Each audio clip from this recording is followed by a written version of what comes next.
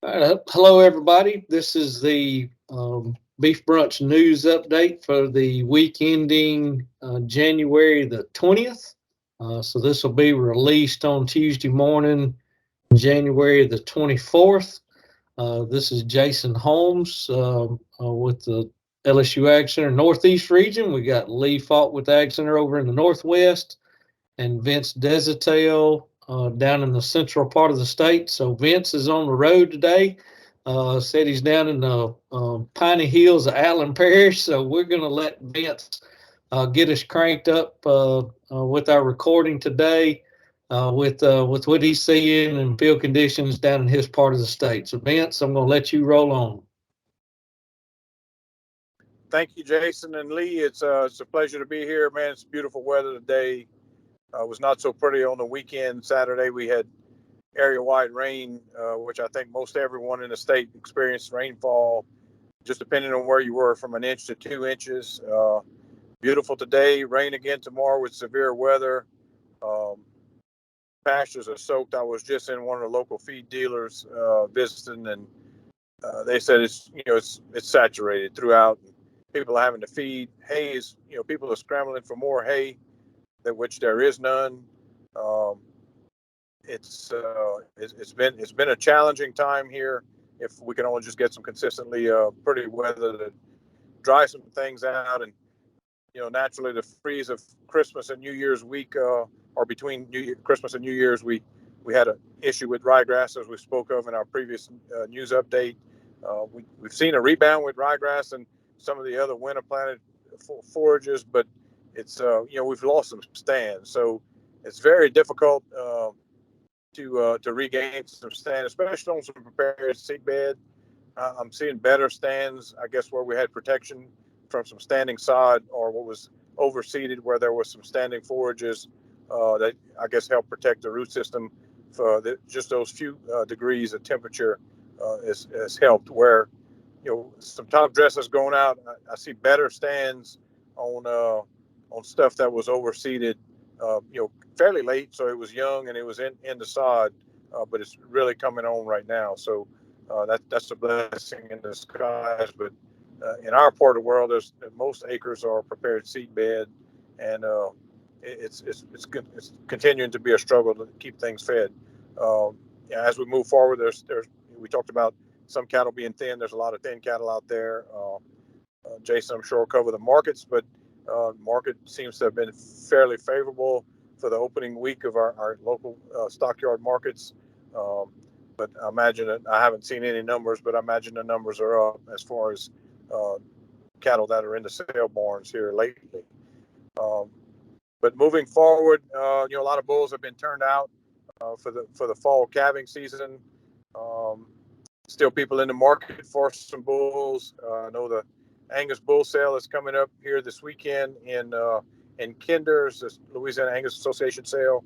So that's always a good outlet to try to find some young bulls, or even there's oftentimes some bulls that may have bred a few cattle that are available that got some experience and some maturity about them. So you may find what you're looking for there. There's often a good selection, a few select females there as well, which they have a female sale later on in the spring. Um, so with that being said, it's pretty mundane, waiting on spring. But where we had some sod left in fields, we're seeing some clover stands come on. It's been relatively mild. Our weather was rain. Um, Fertilizer prices are still in that $700 to $800 range, depending on where you're doing business. Even above that in some cases. It's livestock show season, so our 4-H families that show cattle and other species of animals are busy on the road right now. So wish them luck, and moving forward, we'll see everybody at district shows next week and the week following, and state show down in Gonzales on mid-February. So still have Jason. We're still looking for hay. If there's sources of hay out there, anybody listening to our updates, please give us contact us, because we got some people looking for hay. All right, thank you, Vince. I will definitely echo the the the call for hay. There's a good bit of it out there. But Vince, be careful on the road. We appreciate you joining us today, and be careful trying to get on towards the house this afternoon. Lee, right. I want to turn it over to you to give us an update in the Northwest. Well, thank you, Jason. Glad to be with you all today and kind of give you a snapshot of what we're kind of seeing over this way, which is going to be similar to what Jason's seeing in Northeast and somewhat similar to what Vince is seeing down his way. We've moved in the last few days or maybe the last week into more what I consider a typical winter pattern for northern Louisiana. We were hot leading up to last 5-6 days ago, or maybe not hot as us Louisianans know, but warm, unseasonably warm. How about that? Most areas have what I would consider to be excessive soil moisture right now. A lot of rainfall over the last few days, and most everybody kind of like what Vince was saying, getting tired of slogging in the mud areas where they're feeding cattle or putting hay out or whatnot. Kind of ground any kind of pasture works to a end, fertilizing whatnot. Kind of shut it down for the moment. Forecast moving forward, looking for more rainfall and everything. So pasture conditions are greatly improved as far as winter forages. Vince was talking about the cold damage we experienced right before Christmas, and during our last news update, I alluded to the fact that up our way, it looks like most of the winter forages are trying to make a rebound, and that trend continues. Those warm days, those unseasonably warm days, sure did some good for us, and got a good coloration in that grass. Still not a ton of available forage there, but all the signs are pointing in the right direction, so to speak, especially those that have the cereal grains planted along with the ryegrass, wheat, cereal, rye, or oats. Really look like they're popping pretty good right now.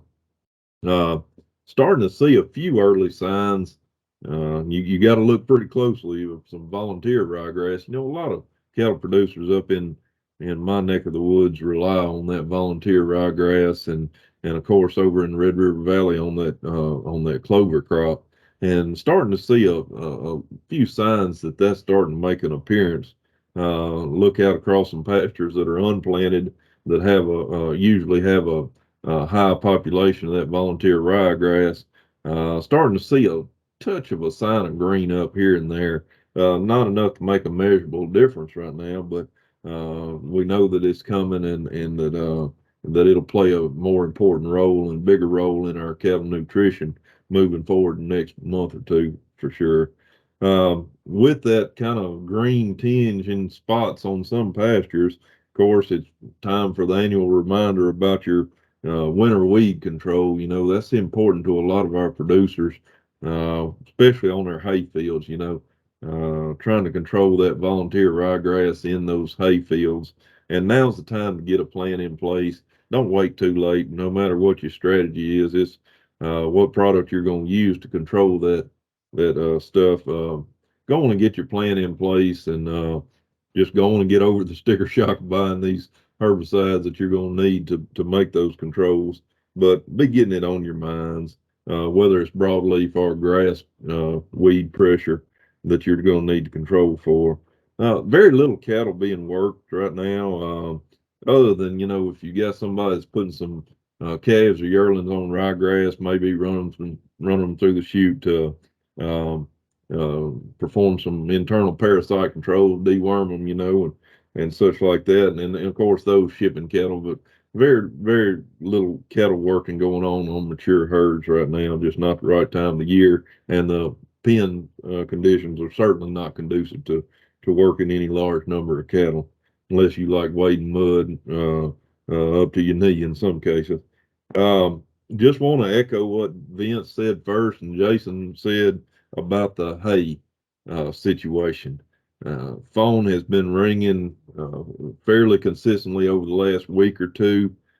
Folks looking for hay, and got a few hits on some hay.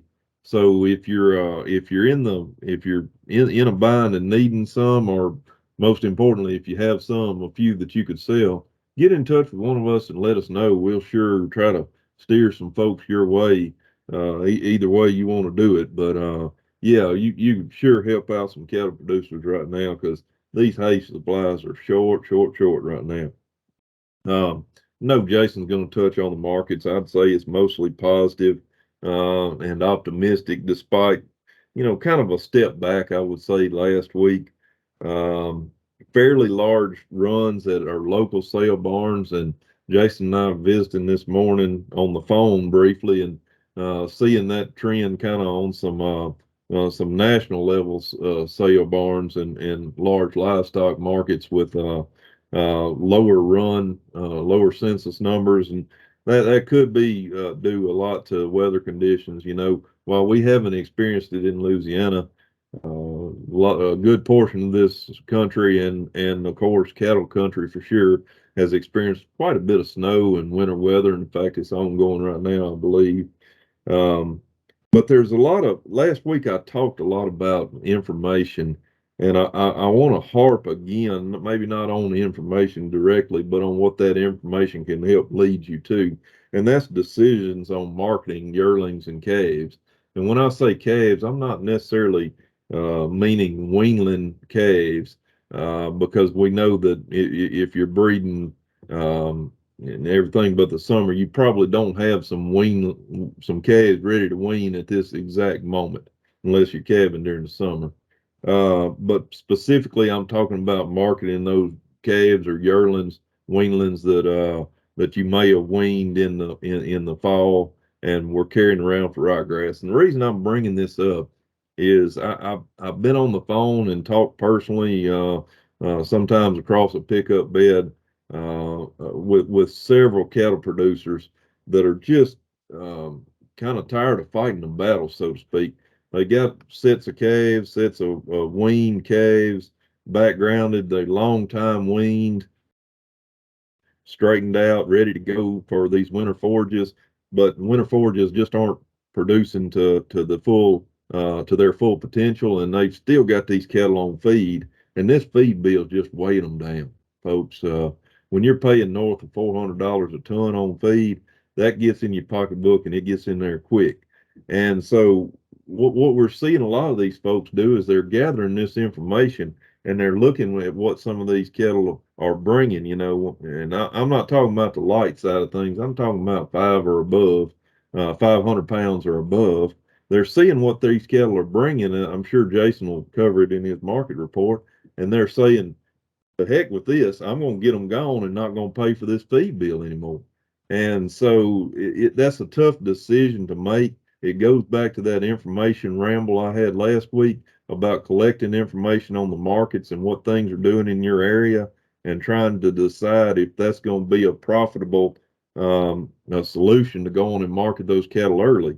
It's an easier decision, of course, if you've got something to utilize that winter forage, that ryegrass you got planted, and you've got some mature cows that, hey, the hay may be a little short. I could use that ryegrass on these mature cattle, so on and so forth, or I can put it up in some baleage as soon as the weather breaks and you get an adequate yield amount there. Uh, so all of that factors into your decision making, but that information is crucial, folks. And of course, you can't talk information without just mentioning record keeping a track of what your feed costs, what you got in these cattle since weaning, what you need to get out from under them, so to speak. That all goes into the equation. And I got tickled. I got to share with y'all this.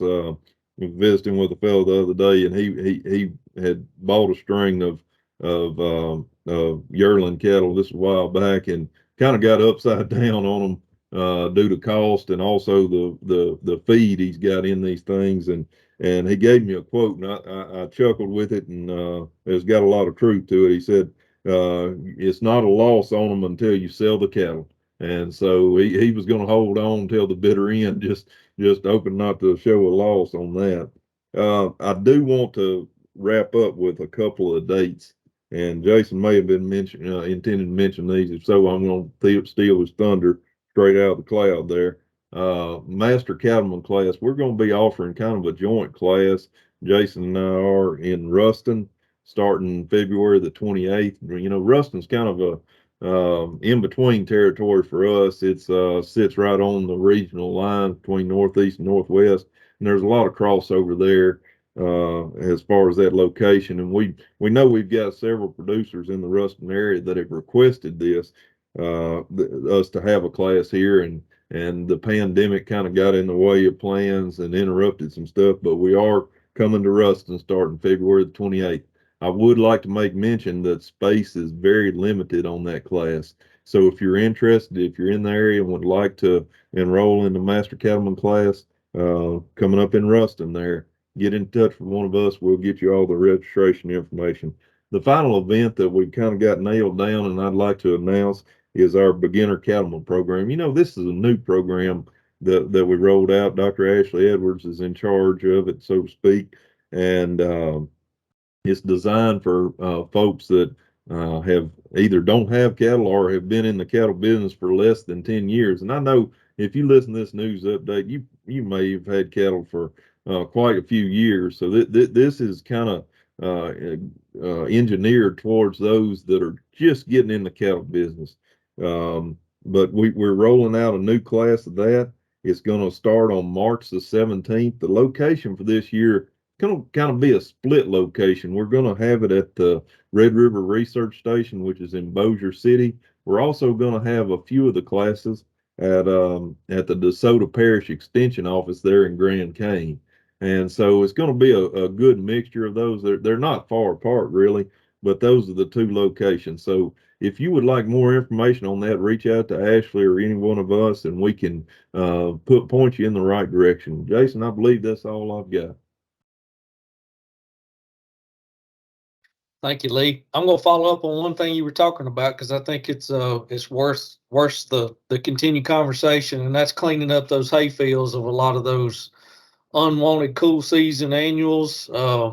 I guess I would I'll further that with a couple of recommendations. So if you've got some white clover out there, and you can go with about a pint to the acre of 2,4-D, just a straight 2,4-D, about a pint to the acre. It will ding the clover a little bit, the white clover, so it's only recommended on white clovers. It'll ding it just a little bit, but it will grow out of it. If you don't have any clovers out there, you can go with a product containing dicamba and 2,4-D. Really good on all of the buttercup, the henbit, the geranium, all of those cool season annuals that are going to be out there. And you can go with 1 to 2 pints. So it all depends on, so like Lee's talking about, it's all about timing to save yourself some money. So you can go on the lower end rates right now when all of those cool season annuals are just starting to sprout up. I saw some henbit just this morning that was just maybe 3-4 inches tall.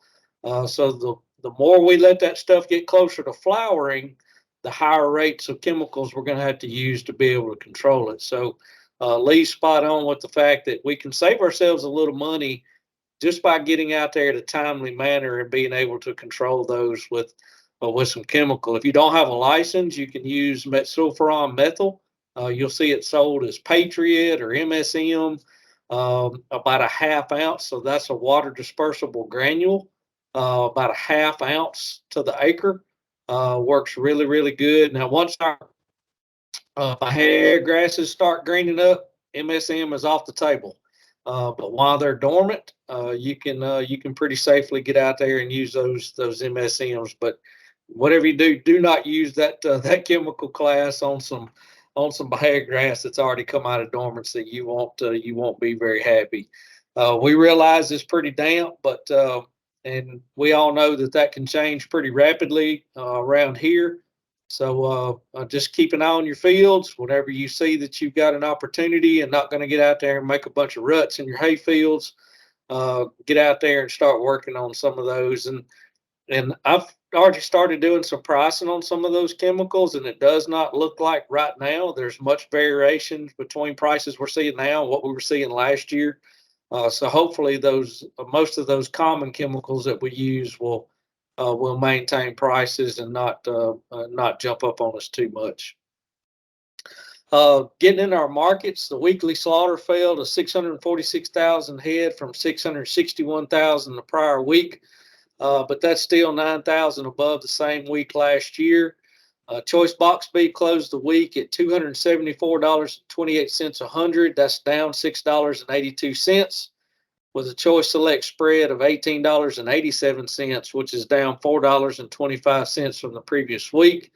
But that's still $8.08 higher than the same week last year. So y'all packers are still operating in the black. I mean, they've still got some pretty nice margins they're dealing with operating in the black.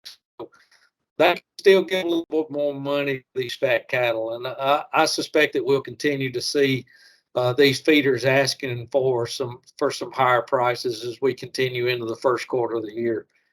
Friday's USDA cattle on feed report matched pre-report estimates, indicates the continuation of a bullish market with the fourth consecutive month of declining feedlot inventories. So the report showed there were 355,000 fewer, that's 3% less cattle on feed on January 1, 2023 than a year ago, January 1, 2022. And we'll expect this will only grow as we progress into 2023.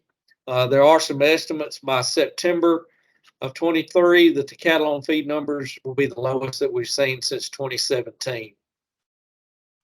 Reported in the National Weekly Direct Slaughter Negotiated Purchases Report on a confirmed 63,454 head.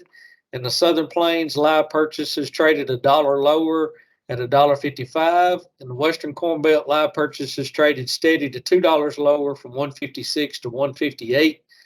In Nebraska, they ranged from $1.53 to $1.55, with the bulk $1 lower at $1.55. And live cattle futures market settlements in the front months ended the week with February up 67 cents at 156.62, and April up 80 cents at 159.92. And I'm just going to go ahead and tell you, so all I report on the news update is the front months. But if you look further into the year in 23 on those live cattle, they're continuing to trend upward. So live cattle futures ended the week down $1 when compared to the week open. Live cattle are trending 14.7% higher from the same week a year ago. And I'm going to give y'all, so I figured this might be a good time being early in the year like this. It's only the second news update we've done of the year. I thought it would be a good time just to give you some percentages of what we're looking at year over year. And I want y'all to pay attention to the numbers that we talk about in terms of percent hires year over year on our cattle, and then I'm going to do the same thing on the feedstuffs. So as Lee was talking a while ago in terms of feed prices, and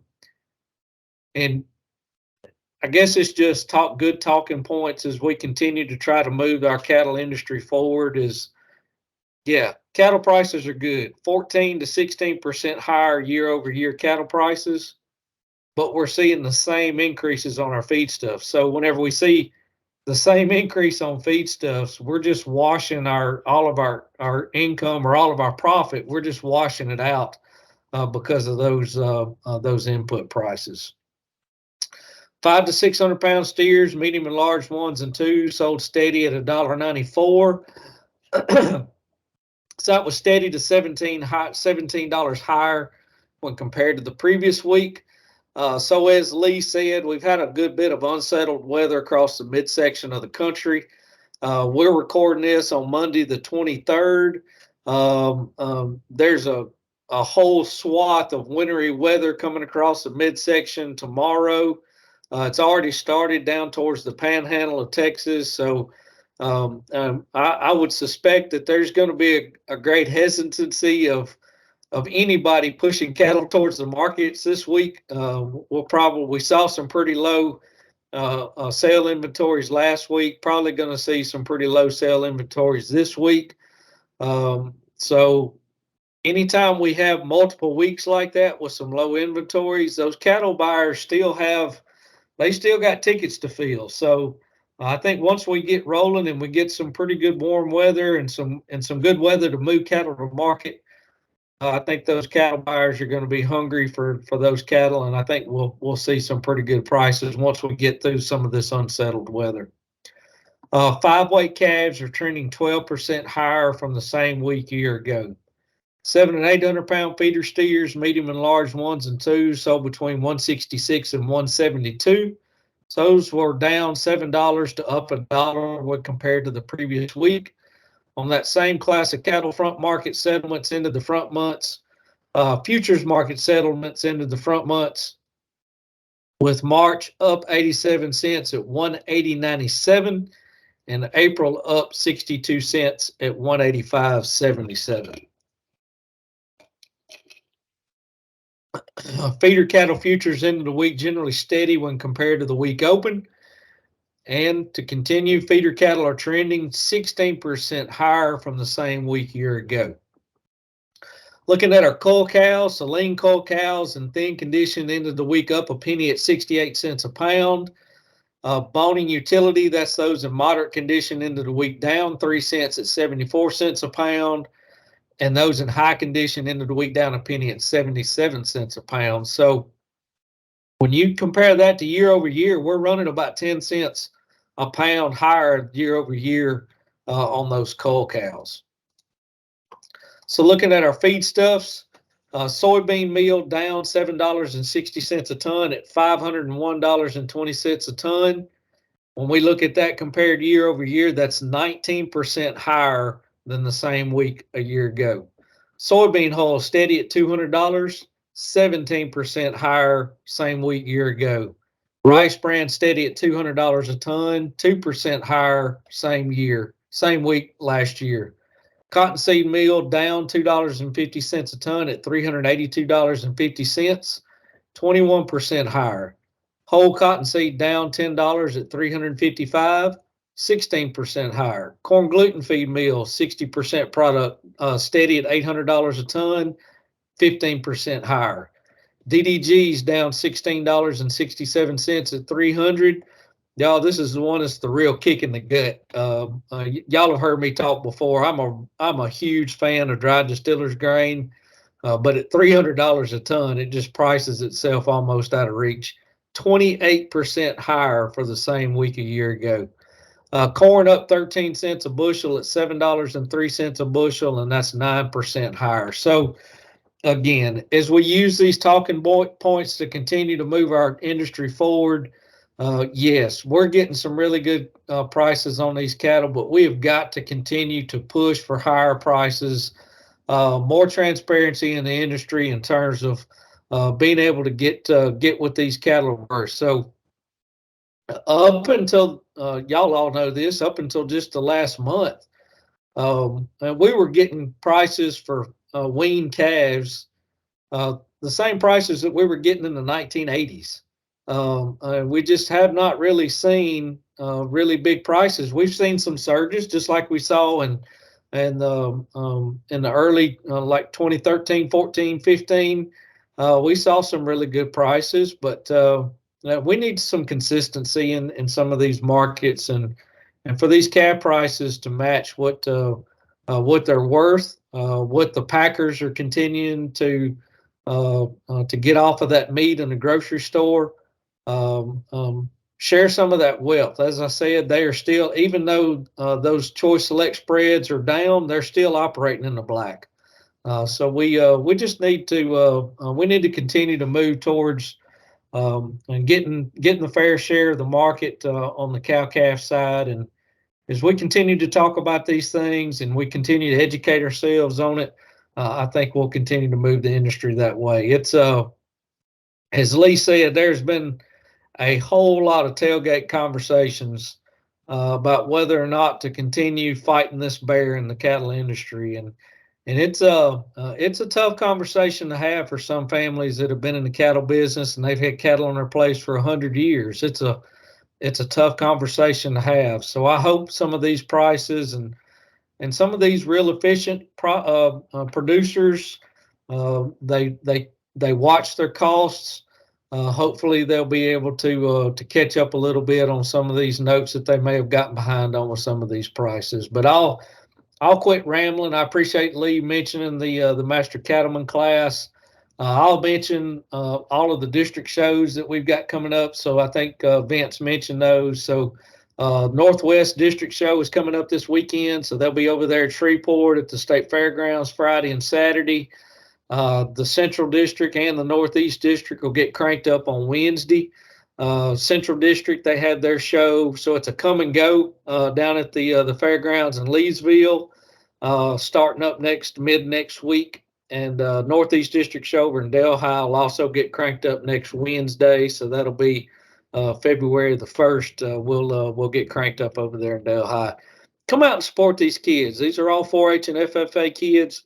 Come out and support them. Let them know that you're behind them. Encourage them in the industry, whether they're showing pigs or cows or whatever they're showing. Come out and support them, and just let them know that you're behind what they're doing, and encourage them to get involved in the industry and stay involved in that. Lee, you got anything else you want to add on there, bud? All right. Well, we'll end this one for. Like I said, the weekend in January 20th will be released Tuesday morning, the 24th. We'll see y'all in a couple of weeks. Thank y'all for joining us.